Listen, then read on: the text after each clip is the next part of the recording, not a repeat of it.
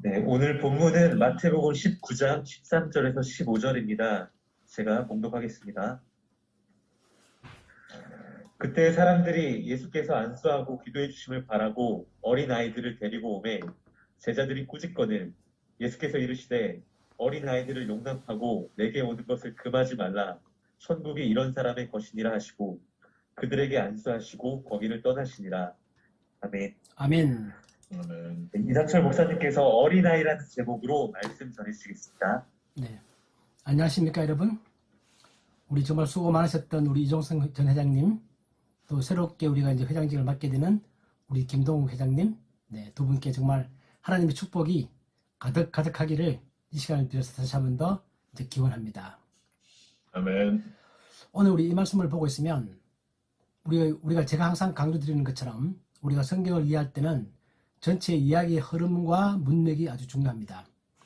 그래서 오늘 이야기는 예수님께서 어린아이에 대한 말씀을 하시는데 바로 직전 얘기가 뭐냐면 우리가 설전에 봤던 내용들인데요.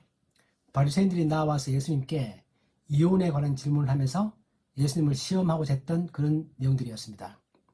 그러니까 지금 성경 본문을 보면 지금 그 토론이 한창 진행되고 있는 중입니다. 물론 예수님께서는 하실 말씀 다 하셨지만 그러나 바리새인들은 여전히 예수님을 시험에 빠뜨리기 위해서 뭔가 꼬투리를 잡고자 하고 사람들이 많이 모이는 과정에서 사람들은 그 토론에 집중하고 있는 그럴 때에 사람들이 어린아이를 데려오는 것입니다. 데려와서 예수님께 나와서 축복 기도를 받고 싶어 하는 거죠. 그 당시의 문화를 보면 사람들은 자기 어린아이들을 보통 13세쯤 되면 장로들이나 랍비들에게 데려가서 축복 기도 받는 것이 그 당시의 관습이었다고 합니다. 이걸 보면 그 당시의 사람들은 예수님을 랍비나 장로와 같은 그런 자기들 존경해야 될 사람으로 그렇게 인정하고 있는 것입니다. 그렇게 해서 데려왔는데 제 아들이 볼 때는 지금 이렇게 심각한 상황에서 바리새인은 예수님을 시험하려고 하고 있고 예수님 거기에 대해서 뭔가 답변하고 계시고 이런 와중에 어린아이를 데려오는 것이 합당하지 않다 그렇게 생각을 하고 어린아이가 가까이 오는 것을 그들이 금했습니다. 그래서 제 아들 입장에서는 어찌 보면 좀 당연해 보이기도 합니다. 우리라도 그러겠죠. 지금 예수님과 바리새인이 아주 심각한 논쟁을 하고 있다. 지금 이런 와중에 어린아이들 축복은 조금 뒤로 미루고 좀 천천히 될 것 같은데 이렇게 사람들이 많이 모인 장소를 비집고 들어와서 이러느냐 하고 금할 수 있는 그런 제 아들의 마음도 한편 이해가 되기도 합니다. 그런데 예수님께서는 물론 하신 것은 다 하셨지만 자기 제 아들을 향해서 이런 나이가 오는 것을 금하지 말라 이제 그렇게 말씀하십니다. 그러시면서 그 당시에 사람들이 가지고 있던 그런 가치관들에 대해서 예수님은 올바르게 잡아주고 싶어 하십니다. 우리 지난번 얘기가 이제 이혼에 관한 그 당시 사람들이 가지고 있던 그런 잘못된 생각들을 예수님께서 바로 잡아주시고 오늘은 또 어린아이에 대해서 뭔가 교훈을 주시고 이제 바로 이어서 나오는 얘기는 부자 청년에 관한 얘기입니다. 우리가 잘 알고 있는 것처럼 부자가 천국에 들어가 어렵다 그런 말씀하시는 게 바로 다음 이어서 나오는 얘기고 그 다음에 또한 또 보상에 관한 말씀을 하십니다. 이처럼 예수님께서는 지금 이제 예루살렘을 향하여 가시는 길에서 모두 다 일어난 사건들인데 이러한 내용들을 통해서 자기 제자들에게 어떤 가르침을 주고자 하시고 이제 예수님께서는 어떤 기적을 베푸시는 것은 점점 줄어들고 자기 제자들에 집중해서 뭔가 가르침을 주고자 하십니다. 이제 예수님께서 예루살렘에 가시면 이제 또 한 번 더 논쟁을 하실 것이고 그 뒤에는 잡히실 것이고 십자가에 죽으실 것이고 부활하실 것이고 이제 그런 내용들을 예수님께서 툭 머리에 담고 계시기 때문에 이제부터는 제자들을 향하여 가르침을 집중한다. 그리고 그 가르침 핵심 내용은 뭐냐면 그 당시에 사람들이 가지고 있던 잘못된 가치관들, 사회의 통념들 그런 거에 비해서 진정한 예수님의 제자들은 어떤 가치관을 가져야 하느냐라는 것에 그 가르침이 맞춰져 있습니다. 이게 우리에게 주는 교훈은 우리가 그리스도인이 된다는 것은 가치관의 변화이고 세상에서 쉽게 만들어지는 일반적인 그런 가치관에 비해서 하나님을 따르는 사람들은 정말 어떤 식의 가치관을 가지고 또 어떤 식의 관점을 가지고 이 세상을 바라봐야 하는가, 어떤 관점을 가지고 내 주변의 사람들을 내가 다루어야 하는가, 대해야 하는가 그런 것들에 대한 것이 우리가 진정 그리스도인이 된다는 단어의 의미입니다. 오늘 그러시면서 예수님께서 제자들에게 말씀하시는 게 뭐냐면 이 어린아이가 주는 교훈을 잘 배우라 그런 뜻입니다. 이 마태복음에 보면 어린아이에게 주는 교훈들이 몇 가지가 있습니다. 예를 들면 마태복음 11장에서는 예수님께서 이런 말씀을 하십니다. 천지의 주제신 아버지여 이것을 지혜롭고 슬기 있는 자들에게는 숨기시고 어린아이들에게는 나타내심을 감사하나이다. 이 말은 뭐냐면 어떤 진리를 바라볼 때 사람들이 자기의 선입견을 버리고 진리를 있는 그대로 바라보는 그런 어린아이들로부터 우리가 교훈을 배워야 한다. 그런 뜻입니다. 하나님께서는 진리를 말씀해 주시는데 그 진리에 대해서 바리새인이나 사두개인들처럼 자기의 틀에 박혀서 자기들의 관점을 가지고 자기들의 선입견을 가지고 그 진리를 바라보는 게 아니라 정말 진리를 있는 그대로 바라볼 수 있는 그런 마음을 예수님께서는 어린아이와 같다 그렇게 말씀하십니다. 또 마태복음 18장에서는 겸손에 대한 걸 가르치시면서 어린아이에 관한 말씀하셨죠.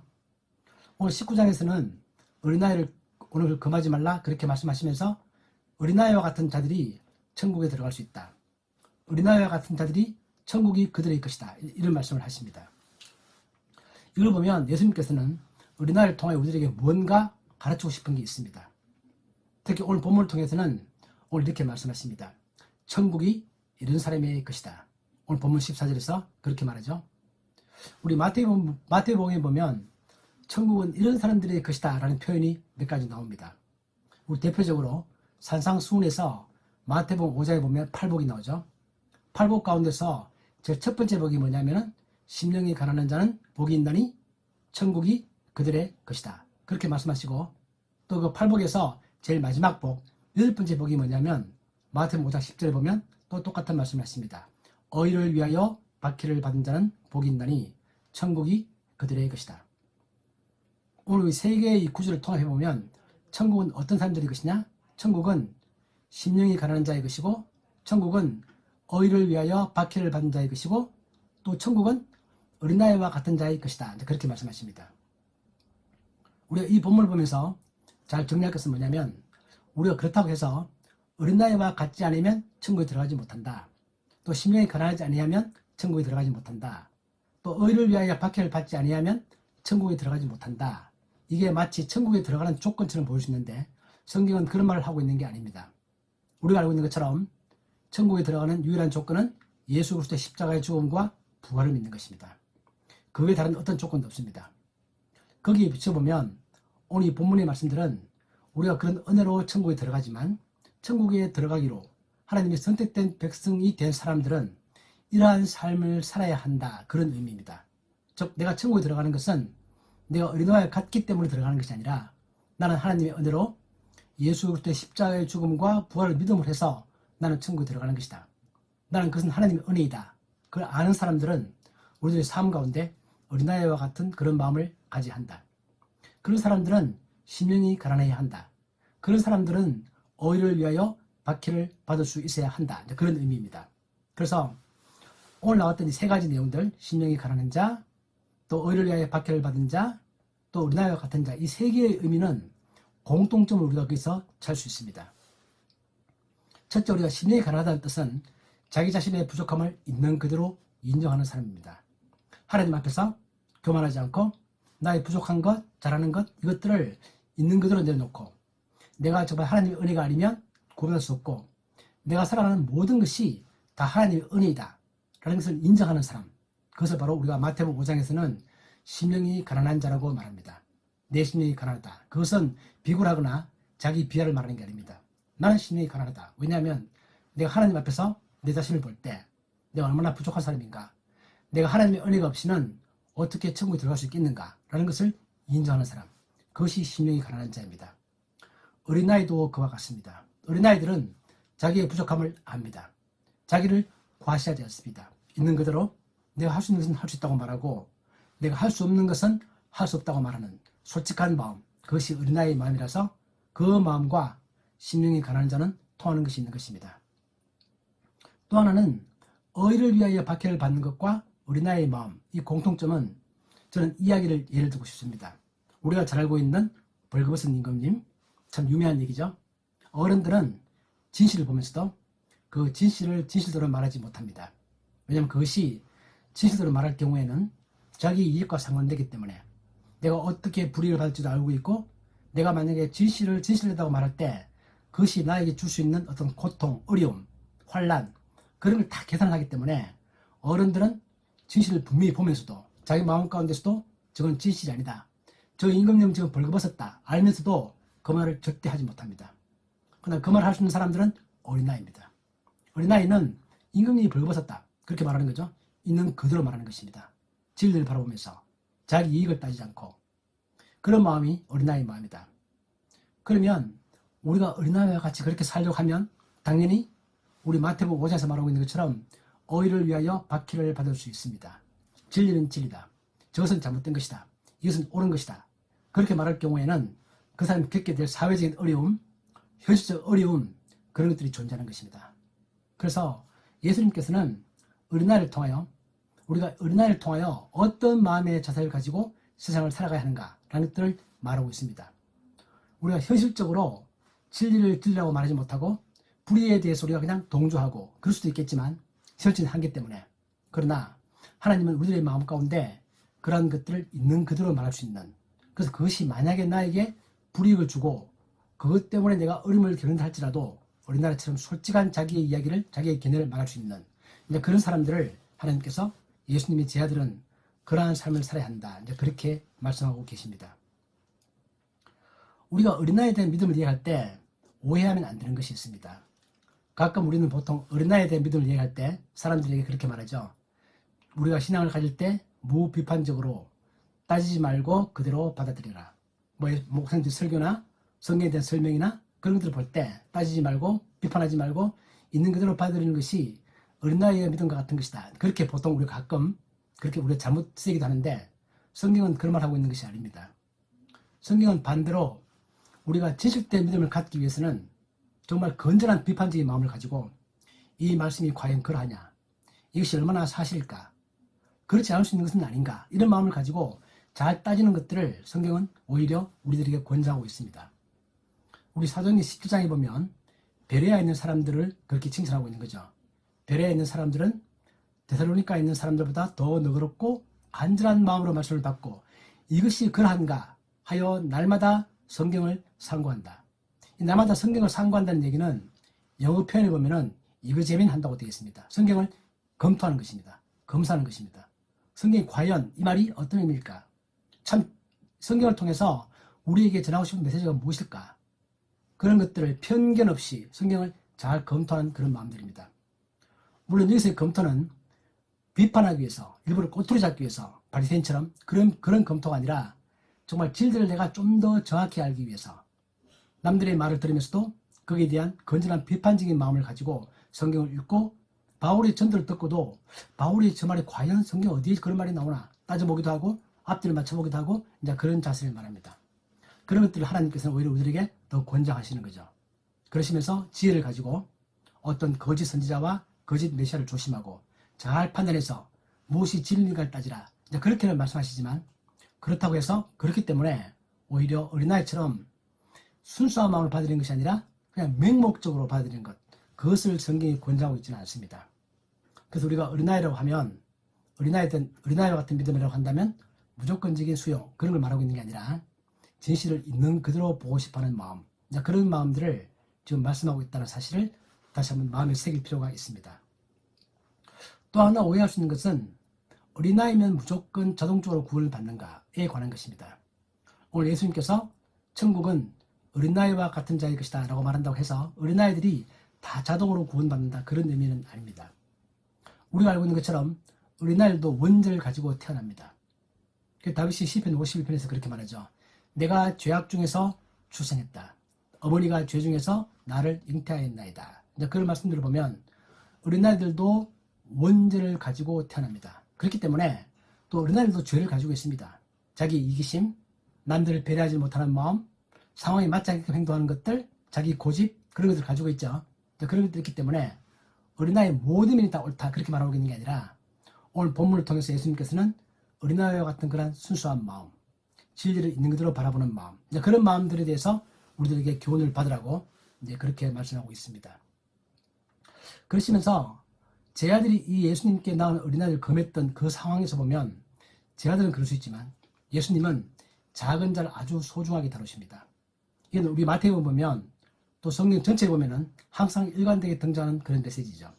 예수님께서는 지금 바리새인과 아주 심각한 논쟁을 하고 있긴 하지만 그러나 자기 축복을 바라고 나아오는 자기가 뭔가 도와줄 수 있는 그 작은 자라고 보여지는 그 어린아이들을 결코 소홀히 대하지 않습니다. 유대인들은 다른 민족에 비해서 어린아이들을 소중하게 생각하는 민족입니다. 우리가 알고 있는 것처럼 탈무드 그 책들을 보면 어린아이에 대한 교육을 중요하게 생각하죠. 그러니까 우리가 어린이 교육들을 볼 때 유대인들의 뭐 교육 방법 그런 걸 많이 배우기도 합니다.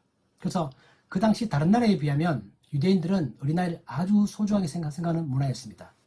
그럼에도 불구하고 사회적 지위나 사회적인 대우는 어린아이에 대해서는 아무래도 어른보다는 못하고 어른들보다는 약하게 보고 낮게 보고 그런 분위기는 어쩔 수 없이 팽배해 있었습니다. 그래서 제 아들은 어린아이가 오는 것을 지금 이 상황에서는 아니다라고 생각하고 막았지만 예수님은 이 상황도 중요하지만 나에게 나오는 이 어린아이도 굉장히 소중하다는 것입니다. 이건 또한 우리에게 주는 큰 교훈들이 있습니다. 우리가 살면서 바쁘고 중요한 게 많이 있죠. 나도 시간도 바쁘고 내가 처리해야 될 많은 중요한 것들이 있습니다. 그러나 어린아이처럼 작은 자, 약한 자, 내가 뭔가 작은 조금만 노력하면 도와줄 수 있는 것들, 내가 잠깐만 발길을 멈추고 뭔가 시간을 내면 그들에게는 큰 의미를 줄 수 있는 그런 것들을 우리는 잘 보고 있다가 그걸 할 수 있는 그런 여유로운 마음이 필요합니다. 오늘 우리가 그러한 자세는 예수님으로부터 우리가 배울 수 있습니다. 또한 성경이 말할 때 어린아이들, 특히 자녀들이 얼마나 중요한가 성경이 말하고 있는 바는 뭐냐면 하나님의 축복은 가정을 통하여 옵니다. 하나님의 축복이 저에게 왔습니다. 하나님께서 주신 나의 축복은 계속 이어져 가기 위해서는 그 축복은 나의 자녀를 통하여 이어지는 것입니다. 즉 자녀를 주신다는 의미는 하나님께서 자신의 축복을 그 집안에 대대로 내리겠다는 의미입니다. 성경은 그렇게 말하고 있는 거죠. 자녀는 하나님의 축복의 통로다. 너에게 흘러간 그 축복이 계속 흘러가게 만드는 통로는 바로 너의 자녀들이다. 그렇게 말합니다. 우리가 시편 128편에 보면 여호와를 경외하며 그의 길을 걷는 자마다 복이 있다. 그렇게 말하면서 그 복 있는 사람의 특징 중 하나가 뭐냐면 너의 자식의 자식을 볼지어다. 아들을 낳고 또 손자를 낳고 그걸 계속 이어져 가면서 하나님의 축복이 나에게서 머물지 않고 계속 밑으로 이어갈 수 있도록 노력한다는 것은 부모의 마땅한 도리고 또 이것을 잘 인지하고 하나님이 나에게 은혜를 베푸셨다면 그 은혜가 나의 자녀를 통해서 나의 자식을 통해서 나의 손자를 통해서 계속 이어져 가도록 마음을 가지고 나의 자녀를 그렇게 돌보는 게 하나님께서 우리로 하여금 살게 하시는 그런 삶의 태도에 합당한 것입니다. 오늘 이 말씀을 정리해보면 우리가 오늘 이 말씀을 통해서 저는 다시 한 번 더 강조하고 정리해보고자 하는 것은 두 가지입니다.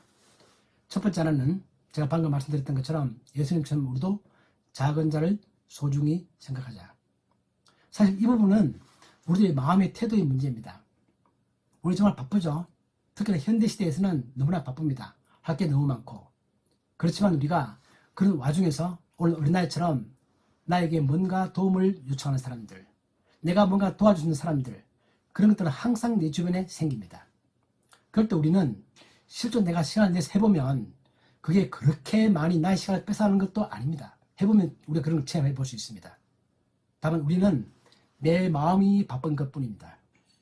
우리는 그럴 때에도 물론 잘 분별해야 되겠죠. 쓸데없이 시간을 뺏어가거나 불필요한 것들을 도와주라 그런 말이 아니라 내가 잘 판단해서 이건 정말 도와줄 가치가 있다고 생각한다면 그것이 현실적으로 아무런 좋은 결과를 남기지 않는다 할지라도 또 나의 시간만 뺏고 나의 노력만 뺏고 나의 돈만 뺏고 아무것도 남지 않을 수도 있겠다는 생각이 잠깐 들더라도 그것이 정말 도와줄 일이라면 내가 잠시 발을 멈추고 그들을 도와주는 태도를 갖는 것.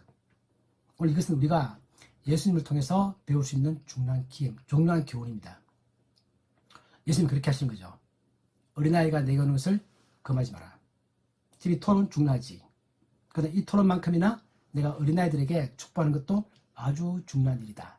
그런 마음을 갖는 것, 그런 약간의 마음의 여유를 갖는 것, 우리 생각의 여유를 갖는 것, 그런 것들을 우리가 첫 번째 배워보고 싶습니다. 두 번째는 아까 제가 말했던 것처럼 어린아이와 같이 주변 모든 것들을 바라볼 때 편견 없이 바라보고 그걸 있는 그대로 바라보는 시각을 갖는 것. 요즘 우리 시대는 정말 편견의 시대입니다. 그 사람의 출생지가 어디냐, 그 사람의 학벌이 뭐냐, 그 사람이 가지고 있는 재산 정도가 얼마냐, 사회적 지위가 어떻게 되느냐 라는 걸 가지고 그 사람을 우리가 판단하기도 합니다. 물론 그런 판단 기준이 전혀 의미 없는 것은 아닙니다. 그 사람이 살아왔던 과거를 보여주고 있고 그 사람이 어떤 우리가 알지 못하는 다른 것들을 보여주는 지표일 수 있습니다. 그러나 우리가 거기에 너무 매여서 거기에 편견을 가지면 안 된다는 겁니다. 우리가 알고 있는 또 제가 또 좋아하는 동화 플란다스의 그런 동화가 있죠. 거기도 보면 가난, 부모가 없는 것, 고아 그런 편견 때문에 자기의 진행을 바라지 못했던 네로의 이야기. 우리가 그 읽으면 참 가슴 아프죠. 그런 작가들은 그런 이야기를 통해서 우리 사회가 얼마나 편견을 가지고 정말 좋은 사람들을 외면하는지 그런 일을 하고 있습니다. 우리도 똑같이 내가 직장생활 하면서 내가 또 교회생활 하면서 내가 모든 사회생활 하면서도 내가 편견을 부리고 정말 그 사람을 있는 그대로 바라볼 수 있는 노력을 하는 마음, 그런 마음이 정말 중요하다 그런 뜻입니다. 또한 우리 아까 벌거벗은 임금님처럼 내가 진실을 바라보고 용기를 가지고 지혜롭게, 무리할 필요 없겠지만 지혜롭게 A는 A고 B는 B다 그런 말 하는 것이 하나님이 우리들에게 바라시는 삶의 지혜입니다. 우리 잠언에 보면 그런 말 참 많이 합니다. 솔로몬은 잠언을 통해서 옳은 자를 옳다고 말해라, 악한 자를 악하다고 말해라, 그런 뜻입니다. 옳은 자를 악하다고 말하거나 악한 자를 옳다고 말하면 안 된다. 있는 그대로 말하는 자세, 이것이 잠언이 또 우리들에게 아주 강조하고 있는 중요한 지혜입니다. 오늘 본문을 통해서 제가 말씀드린 이 두 가지 내용들 가슴에 담고 내가 살아가면서 내 노력도 부족하고 내가 실제로 그렇게 행동하지 못한다 할지라도 그런 마음을 절대로 잊어버리지 말고 그런 태도를 가지고 그런 목적을 가지고 그런 의식을 가지고 좀 더 노력해 보고자 하는 그런 삶을 살기를 바랍니다. 우리 이제 오늘 선교 예배를 통해서 여기 참석하신 분들에게 하나님께서 이런 마음들을 우리에게 주시고 우리가 어떤 경우에도 일상생활을 하면서 내 매일매일의 삶들을 매 순간순간의 삶들을 살아갈 수 있는 그런 놀라운 복을 우리에게 주시기를 축복합니다. 아멘. 하나님 아버지, 오늘 우리가 어린아이를 통해서 예수님이 말씀하시는 것을 배웁니다.